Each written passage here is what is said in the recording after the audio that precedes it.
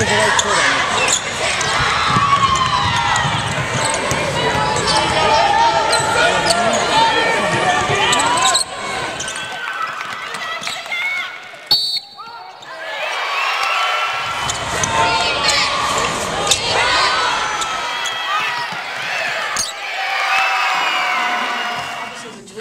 Versus University of Charleston tonight, Jalisa won.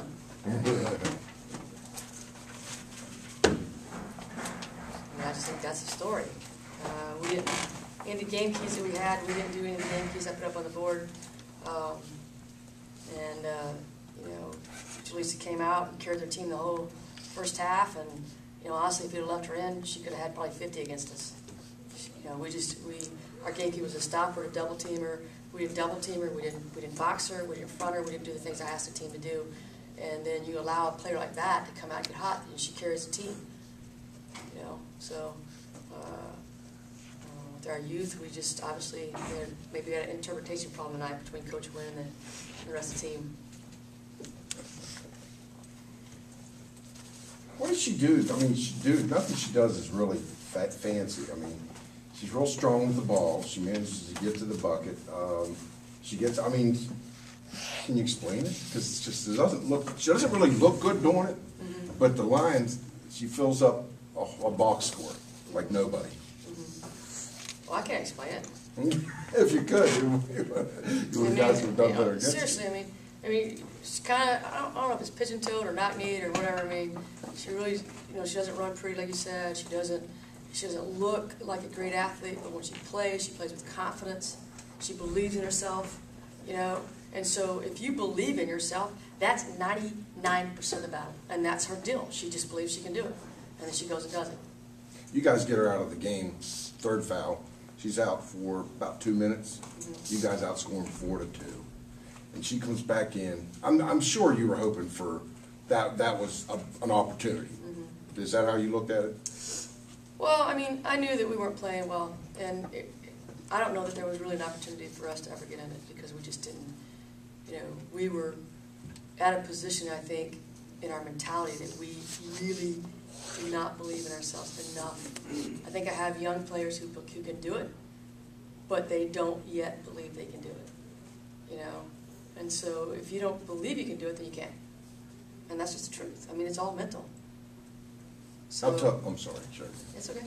I was just going to ask Erica, how tough was it down there scoring, in particular, because Jalisa is so big and so strong, and when she gets those arms up, she's pretty long. I mean, how do you deal with that?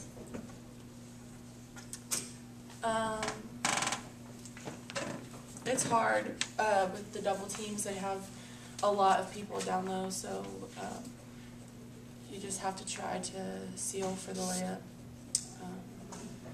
or have someone drive and get kicked off when they help them from the baseline. Pretty frustrating, isn't it? It's frustrating. Very. Pass it out a lot. They have a lot of pressure down there. And Lauren, you guys weren't penetrating much. They gave you guys a lot of pressure on the perimeter, but you guys just weren't penetrating very much.